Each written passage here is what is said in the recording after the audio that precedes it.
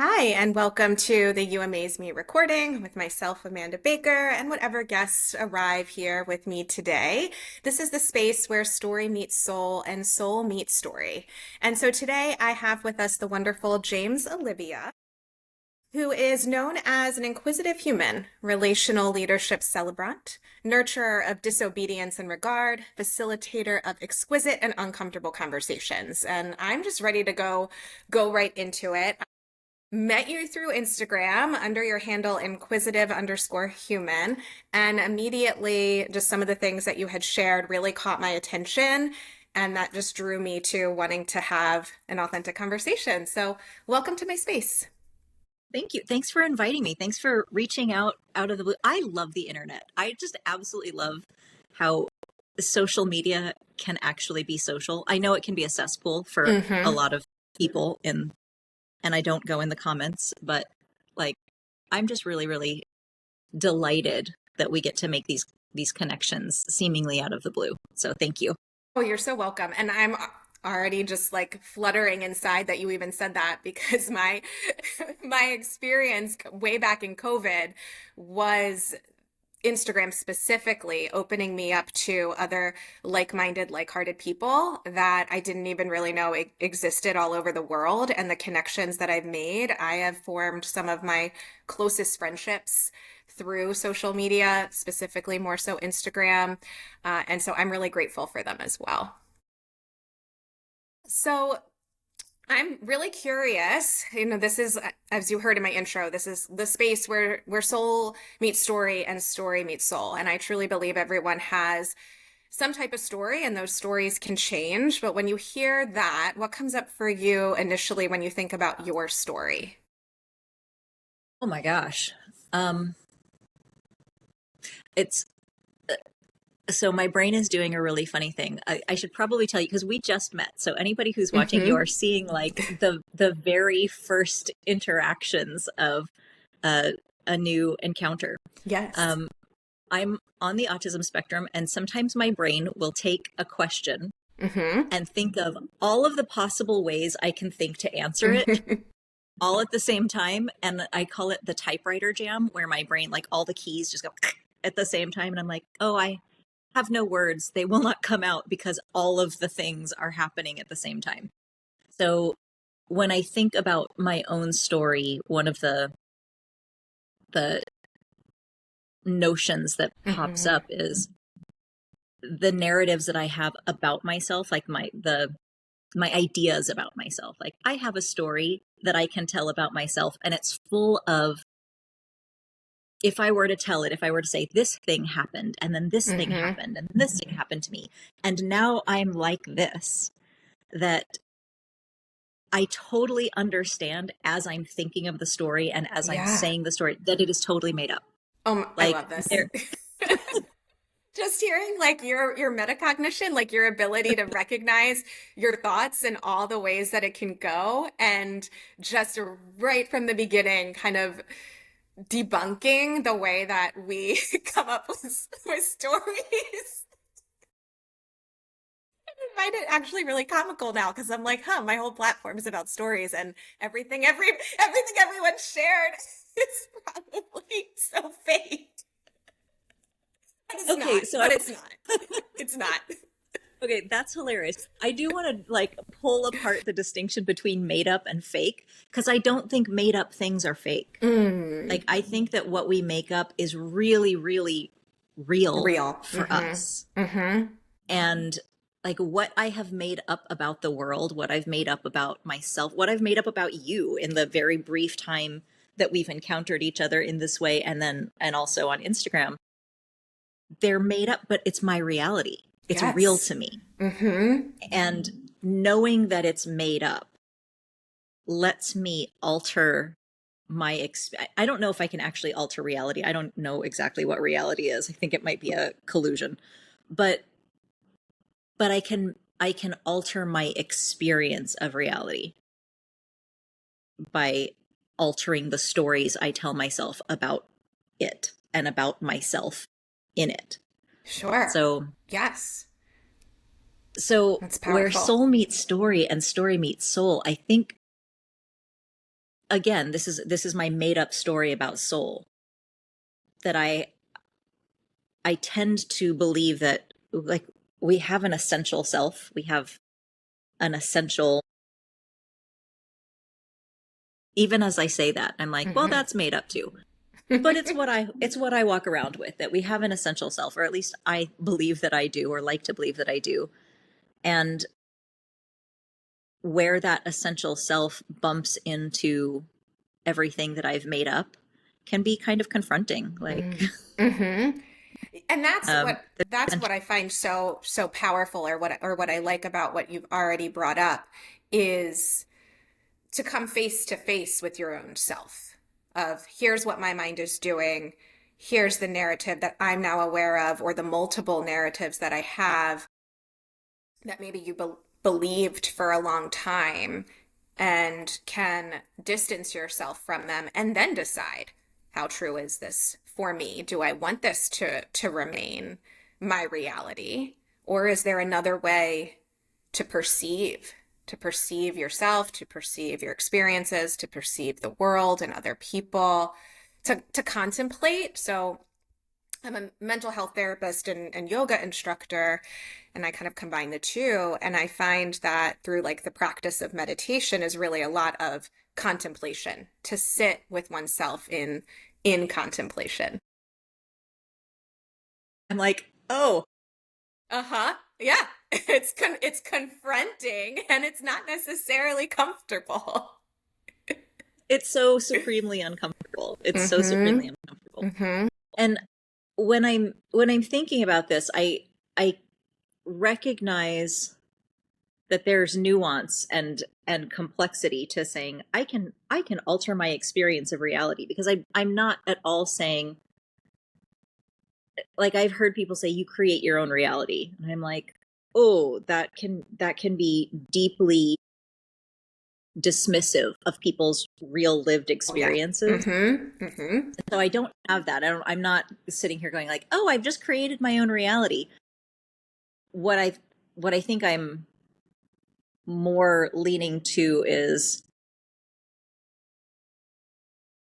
I get to make up what it means to me. Yes. Like, if you came up and kicked me in the shin, I probably wouldn't say, "Oh, I'm just making up my own reality and I can think differently about that." Like, there would be a physical impact, and I would experience physical pain, and I would probably feel some emotional pain, like Mm-hmm. socially. I would feel a sense of betrayal, like, bro, we just met. What are you doing? Like, why did you kick me? What happened here? Did I do something? Did I say something? What's wrong with you? Like, I can have all of these So questions much. about this thing actually just happened. And the, the stories, this is where, like, where my soul says, I choose to regard your dignity, your humanity, and my own in the face of this thing that just happened, that it really was kind of painful and Mm-hmm. awkward, and I don't like it. Mm-hmm. And also, I have the opportunity to make up things about myself, like what it means about myself or what it means about you. Like, oh, I must have been a terrible podcast guest for Amanda to kick me in my shin. Or Mm-hmm. Amanda must be mentally unwell. Like, I can make There's things up. so much with the meaning.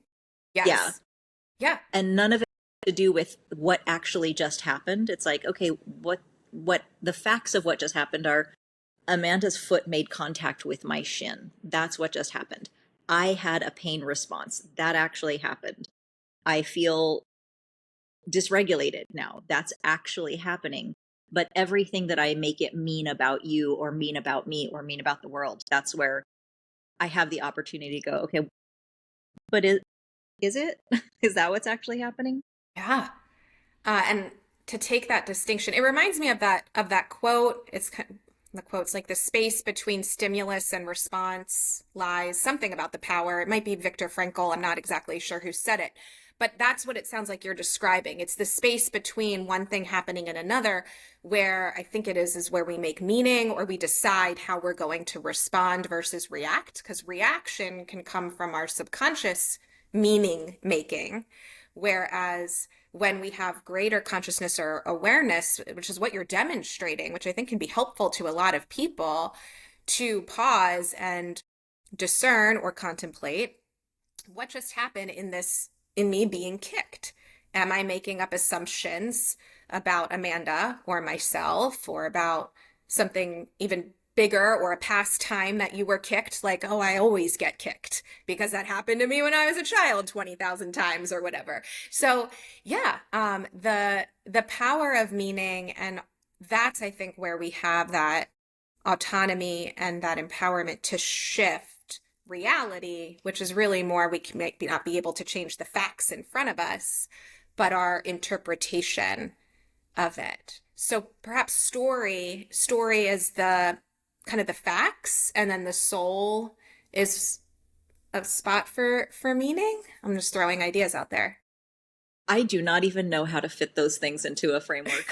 Maybe they're not meant to be, and they don't have to be. I'm pretty good at massaging ideas around in that way, and I'm like, oh, I haven't thought about this long enough to get this one. I don't Yeah, know yet. we don't have to. We can just see it. People who are listening can see what comes up for them, or maybe we'll get a grand idea later and we can put it in the comments, or nothing comes from it and it won't even matter. It's just hearing it in real time. You know, well, I think talking about this from a like an individual perspective, it's interesting to me, and it gets even more interesting to me when we talk about it from a relational perspective, because the soul part of this to me is, it's paradoxical that when I'm thinking about my soul, I'm like, oh yeah, I have an essential self, and also my soul is the part of me with the most access to Mm. oneness, right? Uh-huh. Where there is no separation between myself and another self. And so if I'm coming from that place of, okay, Amanda kicked me in the shin, Mm-hmm. and my mind has a whole bunch of stories around this, but my soul knows there's no separation between you and me. There, like, clearly there is a physical separation that was, that gap was closed quickly in the kicking. Like there Mm-hmm. that there there is a you and there is a me. And at a soul level, maybe not. Maybe there is no separation.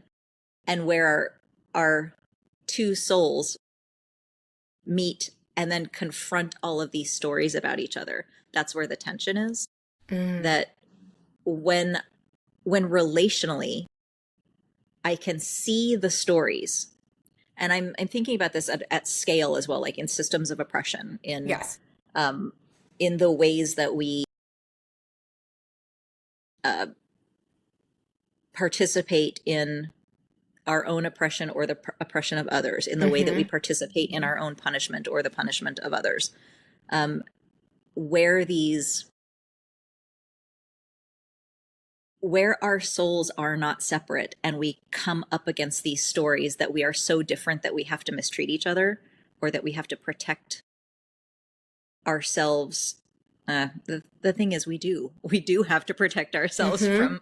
from mistreatment, or not. I mean, there are people who are just like, no, I will absolutely not protest in the face of oppression. And then there are people who are like, you absolutely cannot tell me how and when and Mm-hmm. where and with what voice to resist.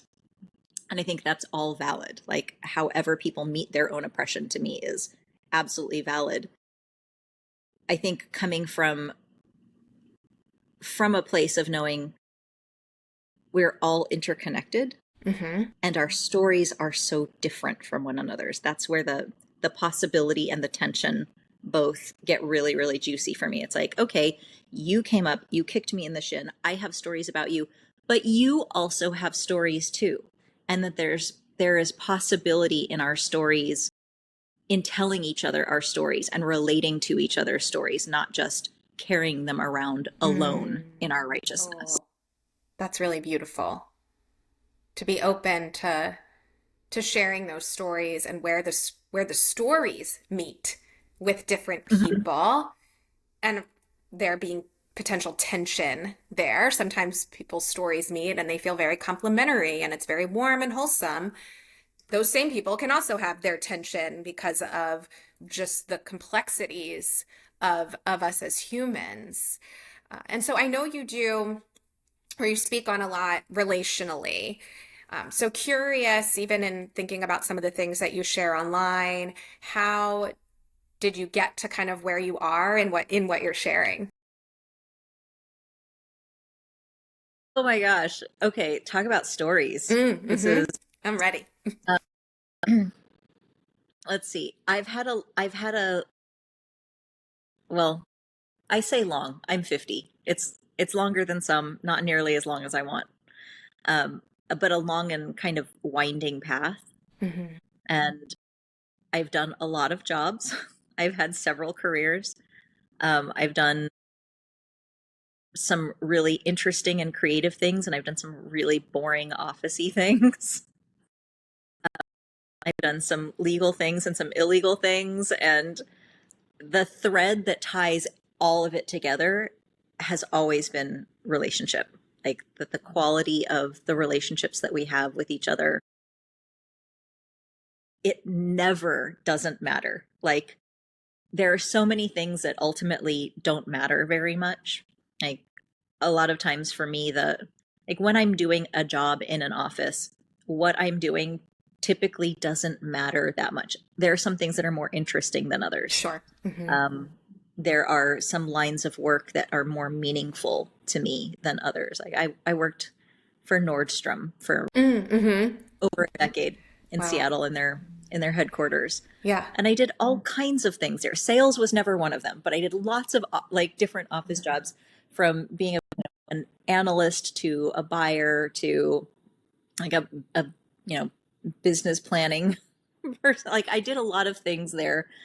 And what I was up to never mattered as much as the quality of the relationships that I had with the people around me, that I had with my stories and ideas about what I was up to. Yeah. I've played music and toured with a band. I've done sex work. I've worked in offices. And then I from IT at Nordstrom, in their retail office into out of working as a full-time employee and into Hmm. consulting. Hmm. And then while I was consulting, then going into volunteer work and more like social justice work. The thread that ties it all together is like, how are we treating each other? How do we relate to each other? How do we hold each other with care? How do we behave toward ourselves and one another when we're not getting what we want? That Mm-hmm. there's no industry, there's no little world or subworld where I've gone where that didn't matter. I hear And that. Yeah.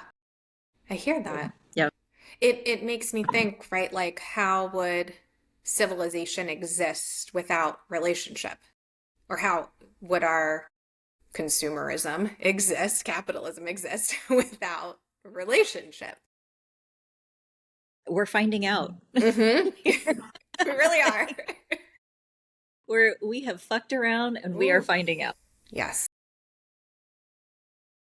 So, what are some of your biggest messages? So, one of my like sayings is your mess is your message. And so I'm curious, kind of what is important to you to put out there that you've already been putting out there in more of this social justice work or advocacy. I'm guessing since you found me on Instagram that you've seen me say this like probably a million times. Difference holds possibility. That the differences that we find at best irritating and at worst threatening Mm-hmm. and dangerous Mm-hmm. actually have a lot of possibility when we attend to them with care and regard. And there are differences that it's a I don't want to say this is a universal declaration of truth, because I think there are differences that while they hold possibility, they aren't possibilities that I want. Mm, Like there are okay. differences that are possibilities that I'm like, oh, I would like that actually does feel threatening and harmful and damaging to the kind of world that I want. There are differences where I'm like, oh, I believe that all people deserve not deserve I don't actually love the word deserve. Hmm. In fact, I hate it. Let's get really clear about that.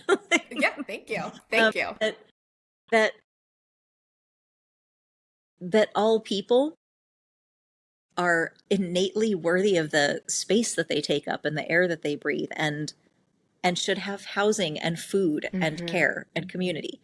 Um, and and I know that I have a difference with people in the world who are like, yeah, I don't think poor people should have housing, or I don't think women should have reproductive Ugh, rights, or I don't uh-huh. think, children should be heard. They should only be like, there are all kinds of things where I have difference with other people's ideas about who is worthy of the space that they take up, and the air that they breathe.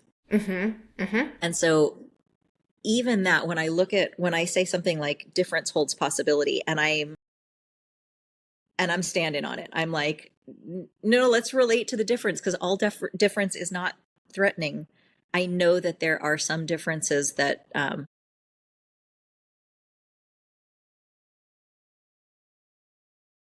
require, do they require some differences that I think if we don't look at them with attention to who those differences actually harm, that what I'm saying can feel like, oh my gosh, you're just bypassing Mm. that. And I don't have that. I don't have that differences that actually cause real urgent harm. Um, I don't have that all differences are like, oh, well, let's just accept them. I'm not saying Saying accept that. all differences. I'm saying it it provides us with an opportunity to create a world that is more inclusive when we learn about, like, where did that come from? Where did that belief come Hmm. from that, like, you do not think that this whole swath of people is worthy of care, regard, healthcare, food, shelter? Where does that come from? And so what I have is curiosity. I have a That's lot of my sense. curiosity Yeah. about that. Curiosity And and and I like depth, the depth of going like deeper into understanding one's experiences or how those beliefs came to yeah, be. Yeah. yeah. And not in just like, oh, that's fascinating, I would like to know more about that, because I have an agenda about it. I'm not going to pretend that I don't. Hmm. Hmm. Um, like, I want to know because I would like to change that for the future. I would like to know, like, and this is okay. Oh my gosh, your Oh, go. your original question about soul meeting story. The story part of that is, I care because everybody carries around a worldview, right? That's your story about what you believe the world is like and how it works. And I'm like, oh, okay. Well, my story is that, and I'm going to cite one of my teachers, Renee Harcum, who says, when people's needs are met, when needs are met, violence becomes obsolete. Yeah. I could take some time with that while I could get there. Like imagine, right, a world where all our needs were met. And then we're not fighting in or we're not in that stress response in the fight or flight mode. Yeah. Mm. It to me feels like a an elaboration on that, like, hurt people. Like, yeah, hurt people do hurt people. And what now? And the what now from Renee is, when needs are met, violence becomes obsolete. And so when I'm saying I'm curious about people who believe that harm is the answer, I'm not just curious from a fascination perspective. I'm curious with an agenda for, like, what needs are unmet for Yeah. you that you believe that other people getting their needs met is going to hurt you. Yeah. Yeah. Mm. And my sense, or the first thing that comes to me with that is like primal. I visited my grandfather who's 89 years old tomorrow. He has dementia and Alzheimer's, so he's in like full-time care, and he's very well renowned, very well established all of his life. But seeing him in that state, and what he kept repeating was, the people who live here, they're stealing my food. They're taking my food. Like, it just, his fears coming up from that survival mechanism, even though his food probably wasn't being taken, he was getting fed every day. Just the deep embeddedness in people that hold that their needs are not met. It was really eye-opening, just that level of obsessiveness and fear, just being so scared at that age of like, I'm not going to get my needs met. I'm not going to get fed. They're stealing my food, and I need to, he was saying, like, I need to steal somebody else's food, because it leads. Yeah, he was like, well, they're stealing mine. I can steal theirs. And it just, I think it just shows that the way that people more primal, reactively will act from that place out of their awareness, or from fear, power, which I think stems that kind of dominance, that kind of power. My take is that it stems from fear. Okay, my nosy brain just went like Go ahead. a slight. What was that like? What is it like for you visiting your grandfather? What is it like for you encountering a person who you have known in a different way, now working with a different set of faculties than he's had before? Had before. Um, I mean, quite honestly, in you not knowing my grandfather, he was a Supreme Court judge, so everything for him was right or wrong, lots of order. So growing up, he was more of the patriarch of our family, and he was pretty controlling, kind of behind the scenes. For me as his grandkid, I didn't really know what was going on behind closed doors between him and my grandma. But later, and getting older, and my mom sharing a little bit more as to the way he was followed. And once she passed away, it became even more clear in his level of intimidation. That was probably out of his awareness, that he used intimidation in some way to get his way, just the way that he wanted things to still be conducted. And from my younger lens and perception, to me, I think I learned that's respect. We listen to him, and that's respect. And now, as I've gotten older and can be a little bit more removed, I can see that for him, it was kind of all he knew, and still like recognize that was coming from fear. But I, as an adult, and my other family members as adults, have choice. We didn't have to listen to him, but we did. And so to see him now, I'm going in from this place of more compassion, because I can tell that his fear stemmed from the way that he controlled things to get his needs met.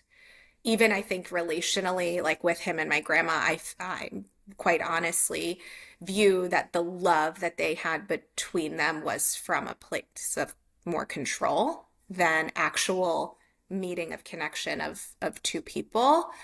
I can't speak for her, so I don't know if that's 100% true. That's kind of my story that I'm putting there.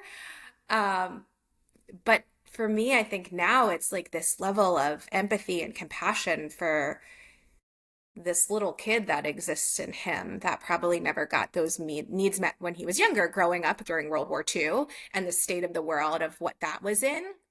I don't think that takes away from maybe some of the things that he did as he got older that kind of hurt people in my family emotionally. But I can take this like wider view and really hold the complexity and hold the tension of, here's the ways that I even felt controlled and intimidated by him. And here's also this like love and care and compassion that I can have for him. Thank you. You're Oh my God. welcome. Yeah, yeah, I didn't expect that to come up, but yeah, it's relevant. You're welcome. I mean, what I hear, because I'm holding this entire conversation through the frame of soul meeting story Mm-hmm. now, Yeah. this paradox of him being this precious soul. And also I hear the sort of embodiment of not just his own personal story, but like as a Supreme Court judge, he is an embodiment of a greater story, like the story of this country and its legal system and patriarchy. And Yes. like there's so much that is an over story, and also he is a person. And Mm-hmm. this is to me where it gets really like where the difference holds possibility. It's not just the differences between us, but the paradox of, yeah, we're each a soul, we're each a precious incarnate soul, and we carry the stories and the histories Completely. of of everything that we were born into. Yes. I really believe in that and have felt even in my body in this process of, his regression in functioning of what like our family members have held and what I've been working through myself to like notice traits in him that have bothered me that also exist in me and taking the time to like be with them and explore like how have I been showing up in relationships from a place of control and fear and my own unmet needs, and can I take a look at that in myself so I don't pass this down too. I'm giggling because I know how confronting that is. Yes. Oh, for sure. Yeah. It's not comfortable at all. But I think it's really valuable, courageous work to do. Because I've seen like this all really came out in my own reflections and things being revealed because of the Epstein files coming out. And what's just hidden behind the scenes, probably in but beyond what we even know. And so to personally, I can't control everything outside of me. I cannot control right now the things with these other people, but I can make a difference within myself and each person I come in contact with by having curiosity towards myself and towards them. Um, Openness and flexibility and awareness, while also that boundaries and choice too, where that does show up. To not, right, like you say, just bypass or give permission that this is okay. It's not what I'm saying or believe at all. But I think the greatest impact can come from that individual and then relational level.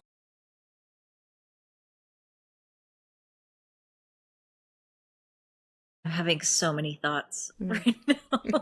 It's hard to like home in and focus on any one thing for me at times. That's okay. I'm okay. The thing that I'm fighting with myself about right now in my brain Mm-hmm. Mm-hmm. is having so much curiosity about you and like wanting to ask you the same question. How did you get here? And also knowing this is your podcast and people may already know the answer to that if they've been listening to you for a while. So I don't want to ask you to um, repeat a thing that you're like, yeah, I don't need to do this right now on this episode. And I'm Mm-hmm. curious about how did you get here and um, what gets you out of bed to go like, I'm going to go record this podcast. Yeah.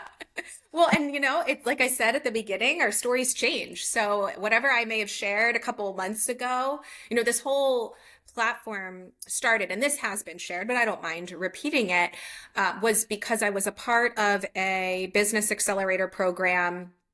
One of the people leading it suggested that we record ourselves talking, like going live on Facebook, I think it was at the time. And what happened for me was instead of going live, I just started recording myself talking. So on my own phone, like having conversations, looking at myself in the mirror, asking myself questions and seeing what what came out. I was like, this is so informative for me. I'm learning about myself and I'm having these like breakthrough aha moments like, oh my gosh. And then I wanted to share that. So I run a group called AMAZE. It's a community and I started sharing it with them. So it was like 10 people watching it kind of week to week. And a couple of them said, you know, Amanda, this would be really cool as like a podcast. Have you ever thought about doing that? So then I started recording myself here, and it was just me. I didn't have any guests. And then that kind of branched off to, well, this is fun. And I, as a therapist, love talking to people, but I wanted to have more of a reciprocal conversation. I didn't want it to just be me getting all this personal information or dissecting people. I just wanted to have it be more real because I felt, honestly, I felt fake as a therapist. And so much has changed through the course of the year of me being more authentic in my role as a therapist and putting down some of like the ethics that say you can't self-disclose or uh, you, yeah, just that humanness, really bringing that humanness to it. So that's what gets me up in the morning is real like human connection, getting to know people, seeing them in like real time. Often that's why it's like stream of consciousness. And then letting that be hopefully a model for other people as well.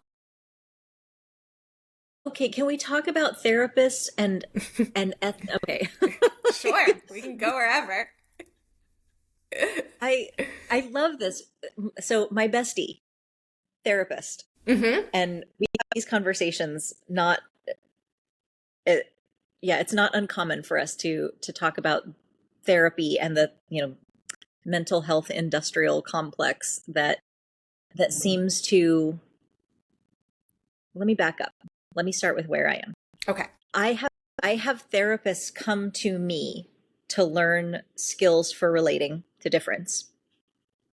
Um, and it seems to be sort of systematically trained out of therapists, the congruence and authenticity on purpose. And I'm curious about if if you see that, because it feels like so many therapists are like, I don't know that this is even healthy. This is not actually an asset to be walled off Hmm. in a therapeutic setting. Like this is not healing to to the therapist or to the Or to them. client. Does it feel like the industry might be changing, moving toward something that is more human? Human. My take is that that's what I see in a lot of the groups that I'm in, the conversations of that. I'm in one that's called like Not Your Mom's Therapist, and all of them are pretty like out of the box. Yeah. And it's great to know that there's other kind of like-minded and hearted people that are doing it differently. Because yeah, when I was in school, it it was again this like fear of here are the code of ethics, do not do this, like your client shouldn't know if you're married or if you have children or if you're going on vacation, like don't tell them where you're going, just like the nuances of things like that. um that I in training, because I was a supervisor for a period of time, so even in training younger therapists who would have so many questions like after session, like, oh my gosh, did I do something wrong because I did this, or them being like, oh, I heard that they had a family member pass away, am I allowed to like give a card or flowers or just to show condolences? And Are they are no, is that a thing? Okay. technically not. Technically not. And like I get it. Like I think we can dissect it apart of like what might that client then start to think about the relationship and such. But to me, it's like you can treat each one individualistically. So you could have a conversation with that client about the gesture, but instead it's this like universal, no one can do it. Um, and and so that fear that's there, that then when we're in a fear state, we are going to be showing up more from our nervous system, more from our stress response than our authenticity, or even than our clear judgment, or even from an emotional relational place. um, so that I think right from the beginning of going in from fear of not following the code of ethics because then you'd lose your license, is really held over people versus the trust in, for me, it's just following the model of I trust myself to do no harm. And if I do harm, please tell me and we will relationally work through it because that's the real world. But if there's never any sort of conflict and tension here in our even therapeutic relationship, how am I supporting you to be out in the real world? Because other people are not going to respond to you that way. I I love this. I love this. This is where that tension holds possibility, difference holds possibility gets Mm-hmm. really great for me. Where it's like, Yes. yeah, this is a tension that it sounds like therapists have with themselves, the ethics that they were taught, and the desire to actually be in relationship with the people that they are in relationship. Mm-hmm. And it's not like, to me, I hear the like, this is a therapeutic relationship. It's also a transactional relationship. Mm-hmm. Like there's and and that has different mm, let's say it just has differences. Like relationships that are explicitly transactional have different boundaries and parameters than Yes. Yes. Yeah. relationships in the wild. Sure. Well, even therapists are held to a higher standard because, well, actually, I don't fully know. I mean, I guess the abuse of power that's been for a vulnerable population, we're saying the clients are more vulnerable. So the therapist, it's on them in the hierarchical power differential to make the best decision. But therapists have these much stricter ethical codes than your or mental health therapist, I should say, than your physical therapist, or than even your doctor, because those client and those relationships, they can go out to lunch together. They can. Whereas Okay. in ours, we can't. And it's like there's such a strictness around it. That's almost sometimes I think, in my own experience of having this rebellious side, it's like you tell me I can't, I want to do it more. It's like so I'm gonna go like right up into the edge of like, is this okay? Is this okay? How does this? But I think that's how we make change. It's like how is this feeling? How is this happening? As we are going, I think back to in a lot of the mental health and therapy world, what I've been reading, books that are coming out and talks and discussions is because you brought up transaction, is the way that communities and villages were of that like trading of services, because we can't do that, right? In this transactional thing, it's like it's money only, not, oh, I'll mow your lawn if you'll give me therapy. But I think that's what we are heading more back, like heading back towards, where we all have these skills and talents and traits and abilities. And, can we exchange those things for our healing modalities or our offerings versus it just being a check of money or money for the service? I have curiosity about the the institution, the Mm-hmm. institution of therapy, the that every modality, every institution has its history. It has its stories. And so I'm really curious about the story of therapy and and how it was cultivated to have these specific rules and this particular explicit distance between therapist and client or patient. Mm-hmm. that Mm-hmm. that didn't that didn't spring up out of nowhere. That came from somewhere. And Oh, I'm so nosy sure. about like what was going on that now we get to 2026 and you can't have lunch with your client. Like Mm-hmm. it doesn't sound, you get here and you go, oh yeah, I can see where that could come from. That doesn't seem unreasonable to me. And there's a flavor of separation. There's a flavor of arm's lengthness that feels like it came from even talking about that power differential, that Mm-hmm. hierarchy. like I've never had a therapist that I felt less powerful than. And that's me. Like I Yeah. have never had a therapist where I haven't thought to go, you're saying that, and I don't necessarily think that you have the life experience to speak about where I'm coming. Like I can Mm-hmm. have, Mm-hmm.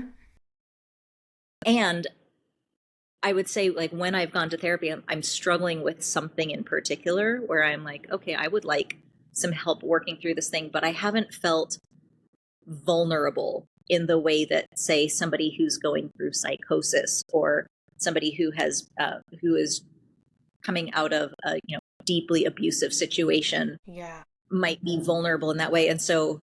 And maybe I'm coming at it from a place where therapy now is just so common. Like it's Mm-hmm. just such a, like, oh yeah, I'm I'm procrastinating a lot. I think I'll go to therapy and kind of work through this. Where we go to therapists like we would go to like get a pedicure at this Now. point. Yeah. Yes. Exactly. Where, whereas seeking treatment for mental illness may have been a totally different scenario, however many decades, years, centuries.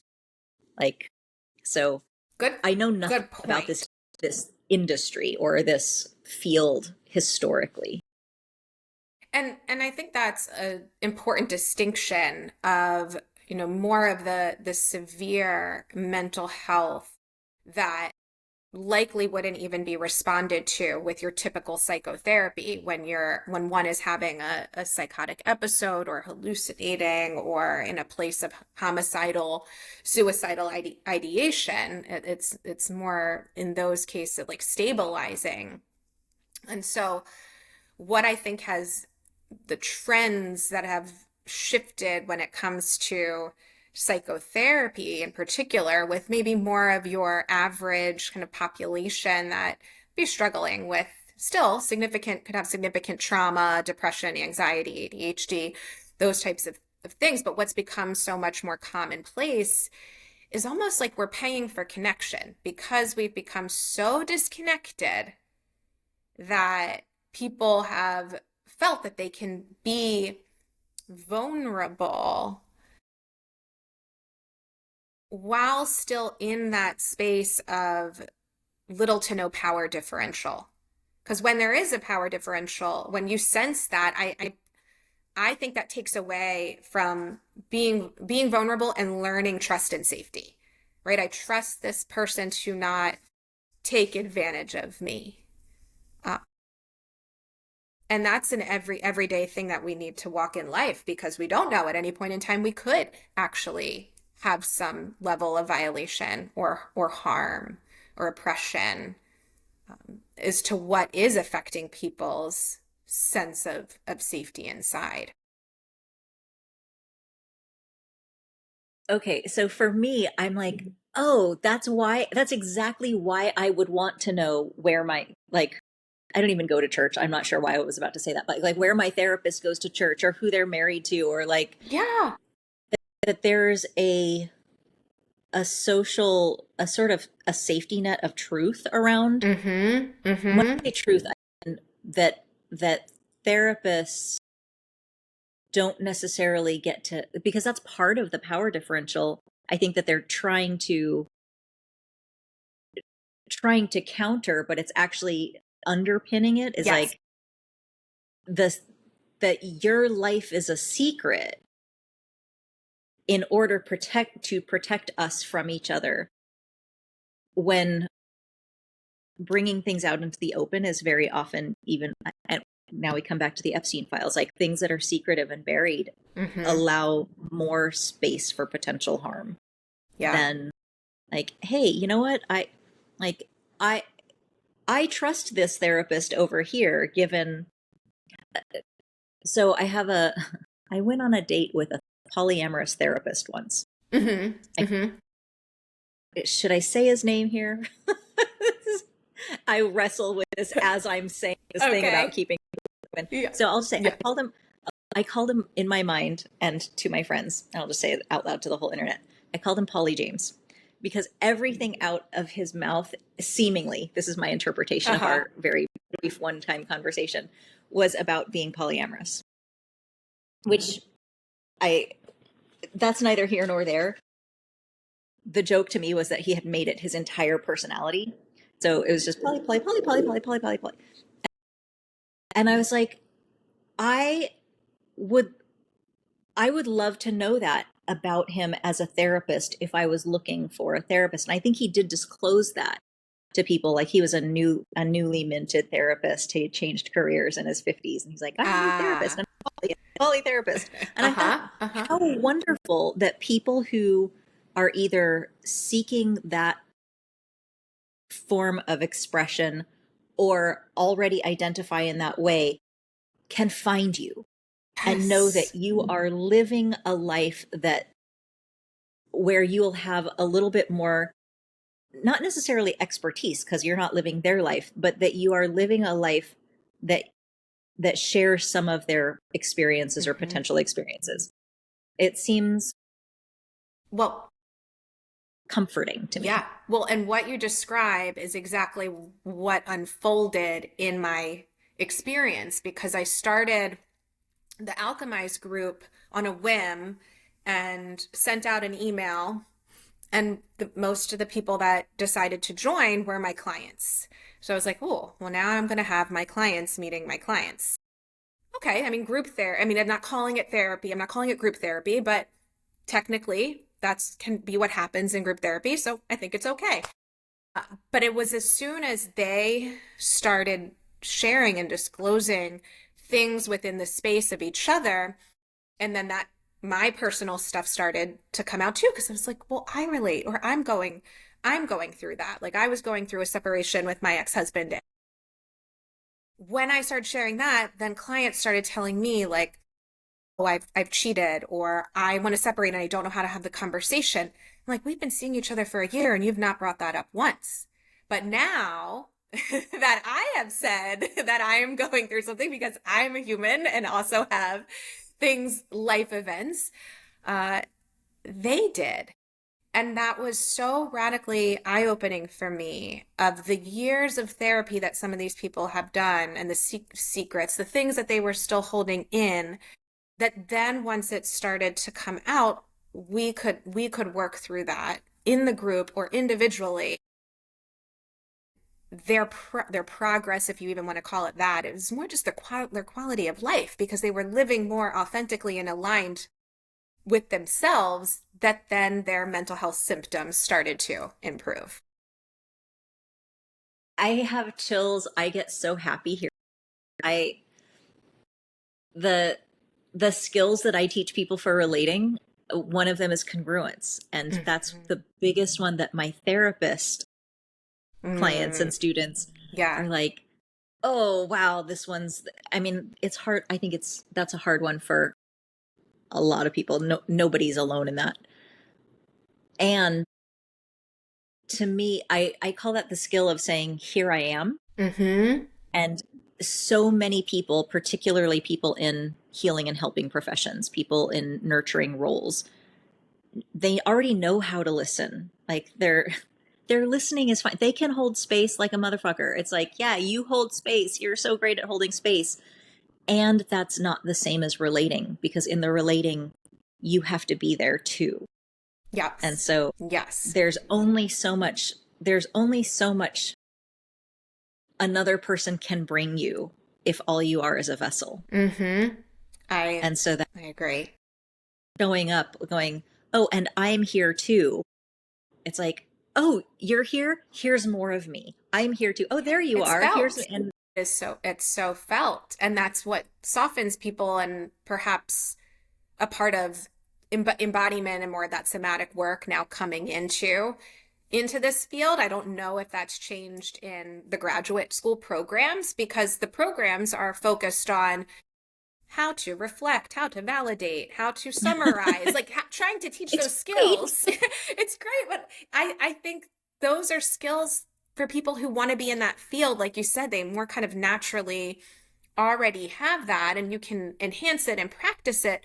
But we really also, as therapists, need this the practice and the skills of showing up presently and tuning into one's own body or managing the vicarious trauma that you might be picking up from somebody else, the burnout, like prevention of burnout, or managing complexities, the complexities of cases, so that people feel supported or that they can go to someone, because that fear exists there too of oh no, like I'm having countertransference with my client, and I've heard therapists who don't even feel comfortable sharing that with their supervisor. Oh, Yeah, there's a lot. It's it's heavy. There's a lot of stuff. having the scary thing happening. I'm just going to keep it to myself and hope it goes away. Yeah, right? Yep. Yep. Yeah. Oh, Oh, it's I a laugh because it hits wild home. field. It's a yeah. I think we all relate in some way with that, and that's, I think, brings us together in our shared humanness and the practice of being with that tension. I like you going back to what you said about differences as an opportunity. Um, it's really powerful and important. Oh, speaking of power, I'm really sort of grappling with the idea of the power differential in a relationship like a therapeutic relationship, and how empowering it is to be on the receiving end, on the client end of a therapist who says, "Oh yeah, your life is different from mine. I actually don't know how you're going to solve this, Hmm. but I believe you can and you will." Hmm. That that is what equalizes the power rather than Yes, right. That I know better, and Mhm. I do not even want to pretend that I do. And that is really embedded in, you're the expert. You hold the process, or the and I don't plan my sessions like I used to when I came out of grad school. Here's the paperwork that I'm going to do, and here's this like activity, and here's this step-by-step framework. And when it just unfolds in the moment, then you're both co-creating something together. And for the client to feel that from the therapist, like you said, that I believe in you, I believe you are your own expert,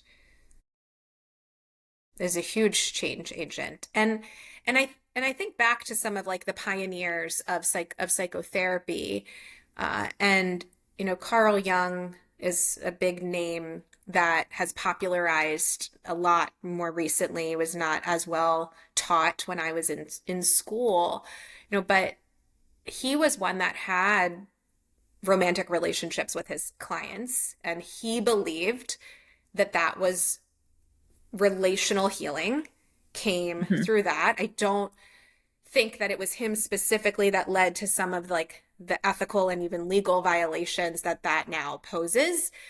I think he did brilliant work and learned a lot from those relations, and we don't fully know from the client side, uh, aside from like I think that one memoir that one of them wrote. But I see pieces of that are, in my opinion and belief, beneficial. Doesn't mean you need to have a romantic relationship with your client. But, right, it's like you don't need to go to that extreme. But the relational piece that really does require openness on both sides and less of that power hierarchy, and working with people to formulate trust when they're entering in as a therapist entering in, Mhm. versus the illusion of control of I will follow these ethics. The ethics are creating a sense of control and safety, which to me is artificial, versus someone stepping up and being like, I will do no harm. And if I do, I'll relate to you about it and make repair. Yes, and make repair. Yeah, or accept the consequences. Yeah. Hmm. Oh, it's so sticky and multi-layered. Yes, it is. Yes, it is. And I don't have all the answers. Well, I think that the conversations are what get people's brain, the critical thinking, and the way that we can have an impact. It ripples. Oh, brain, it's just thinking all these things right Hmm. now. Your lovely brain. That is beautiful. And I'm glad that it showed up here today. Thank you. Thank you for inviting me and it, because it's pretty wild in there sometimes. Well, is there anything else that it or you wanted to make note of or mention? That's broad. Are you willing to be more specific than that? Or is that the whole, like, is broadness the point that it can just be anything from anywhere in here? Yeah, I guess checking in with yourself. Is there anything within you that is like, oh, I really want to make sure that this is a part of this recording? So, yes, it's broad, but really seeing if there's anything that's like, pick pick me, because I really want to be heard. I have a bunch of things that I really hope would not be a part of this recording, that they're like personal conversation Mm. stuff where I get really, really nosy. Because actually, you know what? I love uncomfortable conversations. I don't expect you to answer this. I just want you to Okay. know that I sit here and ask it in my mind. I'm Okay. like, oh, would you ever have a romantic relationship with one of your clients or patients? And if so, what would that look like ethically? What would, like, I have all these questions about what that means, considering that I come from like, I'm not a therapist. I'm not even a coach. I just like to talk about things with people and relate to them and teach them skills for relating to each other. And I, I met one of my very, very most intimate friendship people in my life in one of my groups from years ago. And my relationship with her has absolutely changed both of our lives. Mm. Like what we understand about friendship, what we understand about family, what we understand about community, what we understand about reciprocity and care and aid, like all of these ways of being in the world, we have transformed each other's lives and each other's ideas of what relationship means and what's possible.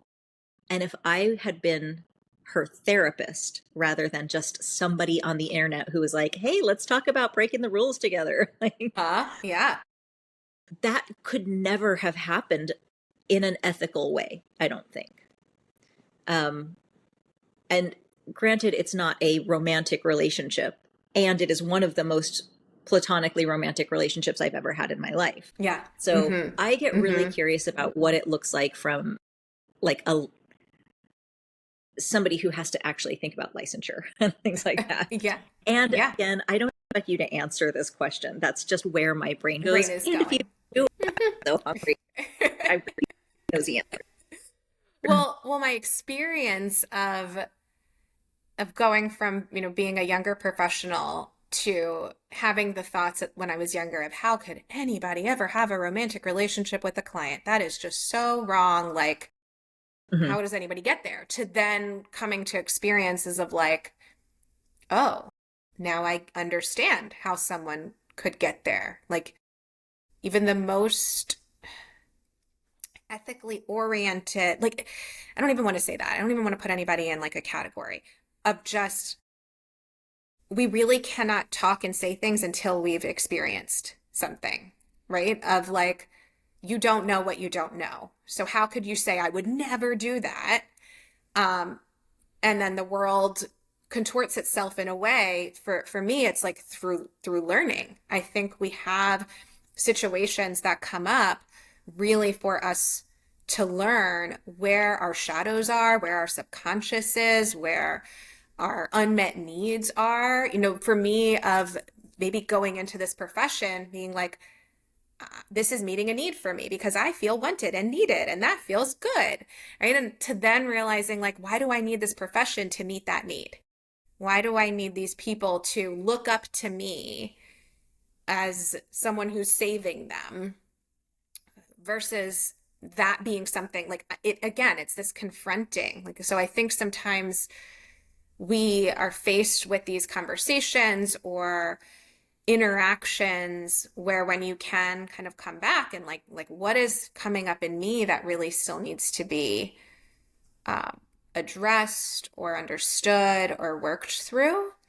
And I think without that potential development per se, even if it's just feelings, because I've had it happen on the other side where a client has said, like, I have these romantic feelings for you. And again, there you're supposed to refer them out. Like, oh, that's concerning, refer them.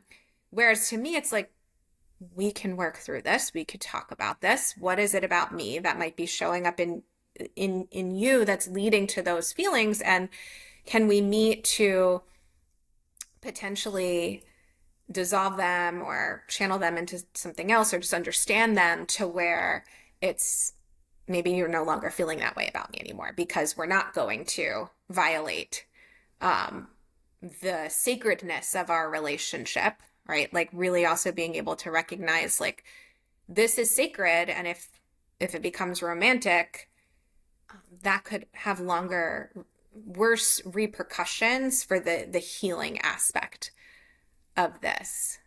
Yeah. When I hear you say sacred, my brain also hears safe, like Mm-hmm. the that the client can surface these things because there's a guardrail in place that's like, oh, I can explore this without the possibility, even though everything's a possibility all the time, but with a safe assumption that nothing material will come of this, and this is a safe place to explore Yes. what I've. Yes. Yes. And I think that comes, I wouldn't have gotten there with that client though if I didn't have something that was messy before, right? So, right, of like, yeah, we really shouldn't be texting outside. Like, really Mhm. recognizing where I myself and my humanness came in or was maybe blurring the lines and not being in a space where, like I said, I think things come up for learning and growth. But if I didn't take the time to look at what was I doing that I wasn't aware of in that particular instance that I can now kind of correct and do better. But hey, I don't know, like if that was have been something that would have led to me losing my license, then I don't think I would have had that growth and learning opportunity in the same way. So yeah, there's layers and it's nuanced, it's complex and worth having worth having conversation about, worth being able to share, because too what shows it's like, well, can I accept that the worst thing that could potentially occur is I lose my license, and would I still survive that?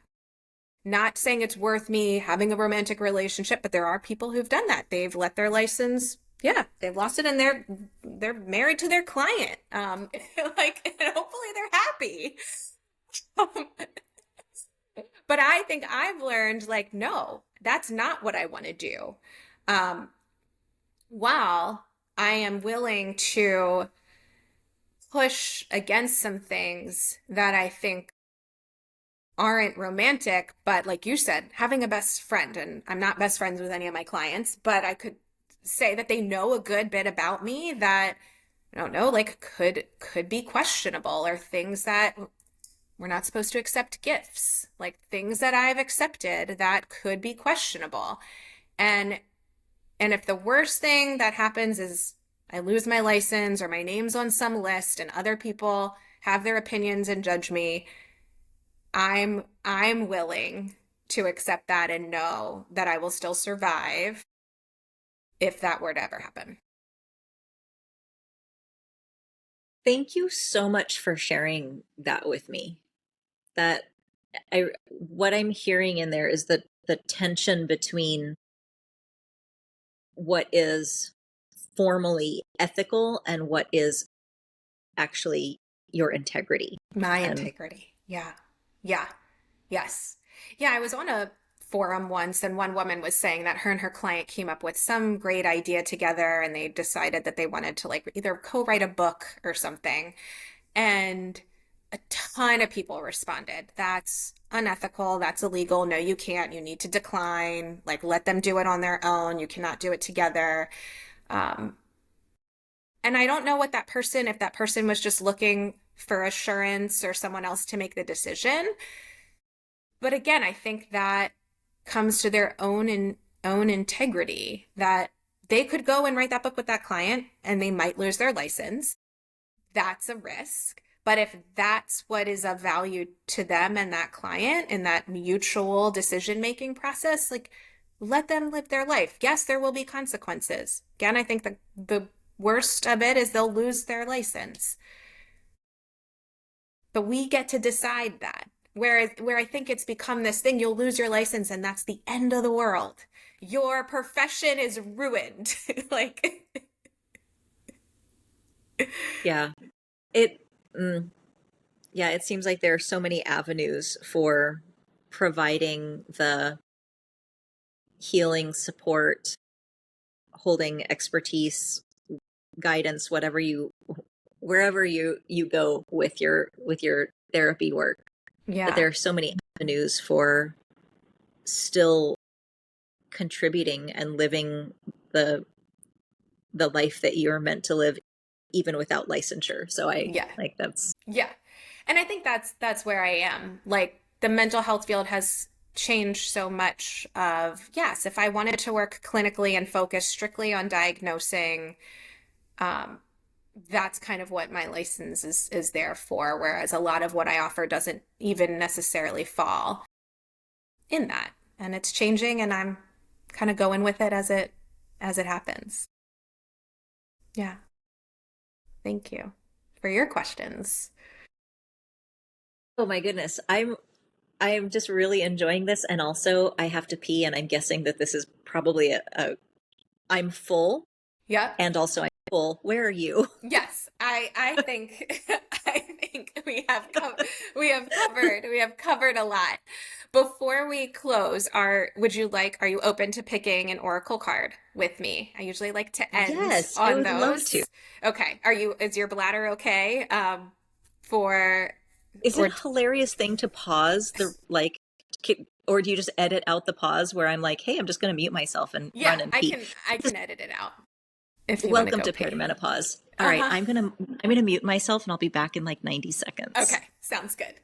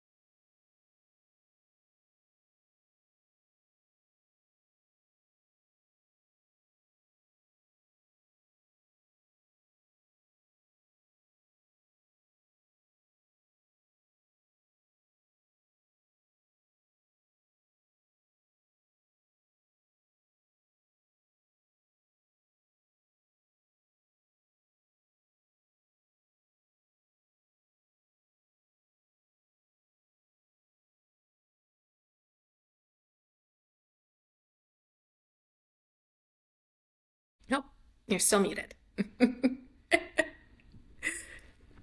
There we Oh, go. Thank okay. you. You're Thanks for that welcome. pause. No problem. Okay, so I pulled, if this deck is okay with you, this is a Soul Mirror Oracle I don't deck. know it. It's beautiful. Yes. What I really like about it is that each card has a word and then two words. So the idea is Hmm. like this polarity. And so they're usually kind of opposite and on the extreme, and to kind of see what one might confront the most, or what we might want to consider based on the words. Cool. So we'll pull from here. We'll see what comes up between the two of us or for us. So I will shuffle, and if there's a point in time where you're like, okay, that's a good spot to stop, just let me know. Anytime. I have no strong feelings about when. All right, we'll see. What do we need to know? Sometimes one will fall out. I'm gonna go with that one.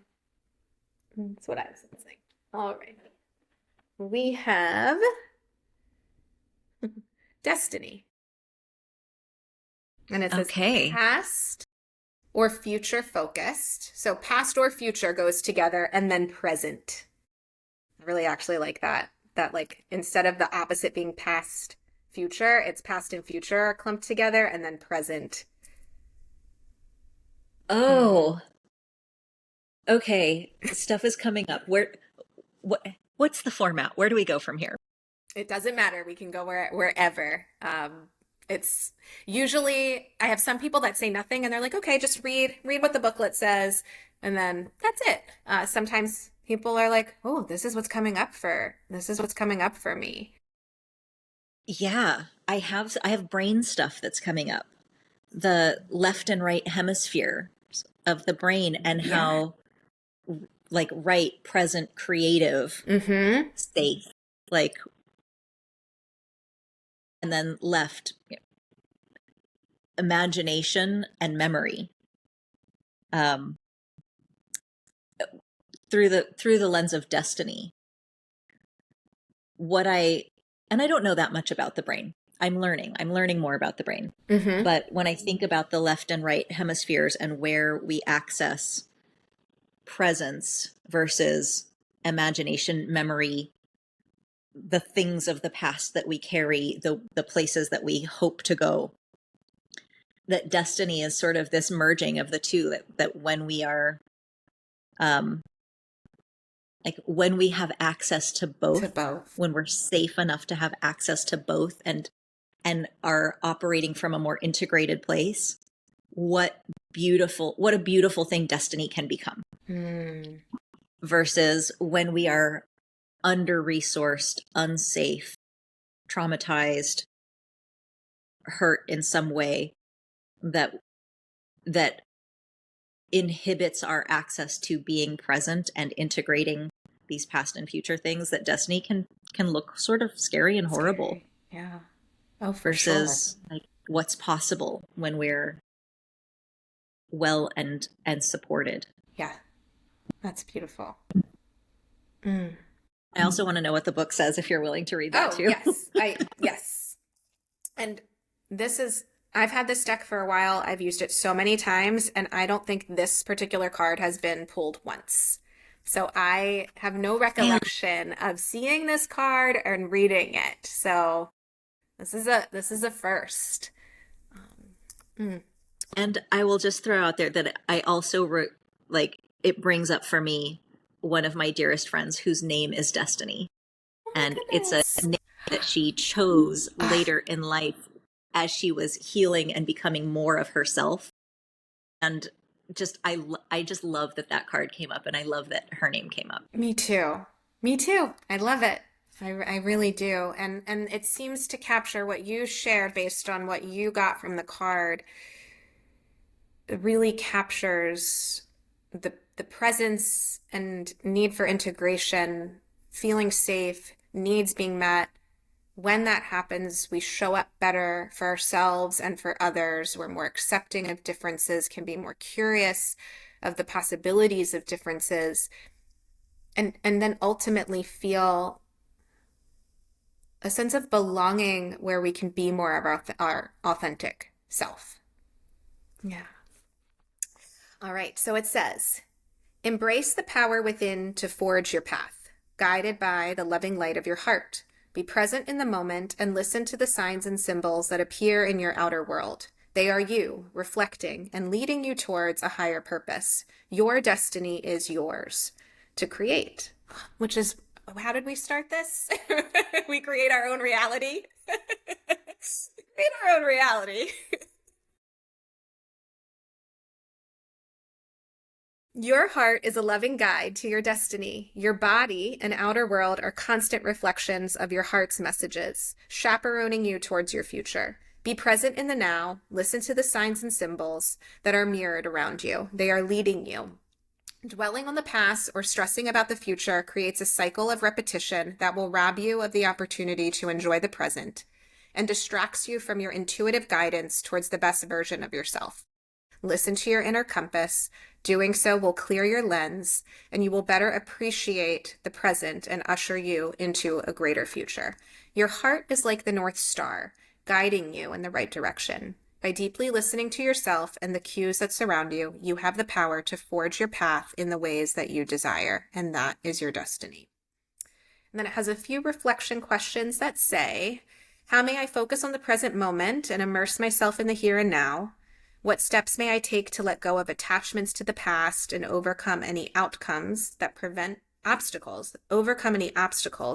me from living in the present? How may I cultivate a sense of gratitude and appreciation for the experiences and opportunities available to me right now? I'm going to push back on this book for a moment. Go ahead. Yes to presence. And also, I don't think that the past and the future I think this is where story can get in, like that the past means that you don't have access to the present, or that looking toward the future means that you're somehow taking yourself out of the present. I think that memory and imagination are superpowers. And I think that there are people among us who do live in the past and hold our histories for us so that we can learn from them. And there are people who are just like, yes, my lovely Aquarius people, like you're out there in the future, and things maybe are not always so grounded in the present. And also this difference holds possibility, that I don't ever want to dismiss the gifts of the things that feel like they're holding us back sometimes. Sure. Because they are such gifts. And no, I would not like to be dwelling in the past. And no, I would not like to be stressing out about the future. And I do want the gifts that the past and the future have for us in this moment. Yeah. That's just something to really take in, because I think it makes this less about the extremes of these, as if they're on two different sides, and more so where they touch, right? Because there's a point where the present, the past, and the future all touch. And that is where the magic or the gifts are. But if we completely let the past go, or dreaming of envisioning the future, we need that. We need the dreamers. We need the visionary. They all get to come together and meet. Yeah. So thank you for this conversation. Yes, I'm so glad it came up. Thank you. All right. Well, anything you want to let any listeners know about where to find you? They can find me, I guess, if you're listening, I'm talking to you. You're not a they right now, unless you are. You can find me on Instagram at inquisitive_human, and on the internet, I'm just inquisitivehuman.com. But Instagram is kind of where I hang out a little bit and just share the provocations and questions that are coming up for me.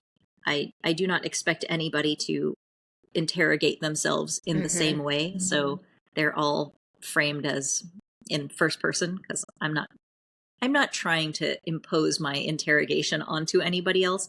But when people join me, I get really excited about it. Like, oh yeah, you're going to fuck yourself up too with this question. How fun. We're going to do it together. And I love it, because you feel less alone, or you are less alone. I've enjoyed your questions, so I invite people just to get curious and willing to check it out. So thank you so much, James, Olivia, for being here and for your time with me in this conversation today. Thank you for reaching out. open-heartedness is one of my favorite things about us as a species. Hmm.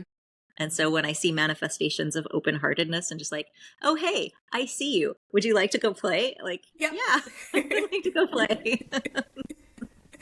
So thank you so much. You're welcome. You're welcome. Well, I want to send a big thank you to everybody here with us. Please like, subscribe, ask us questions, leave comments, share. And until next time.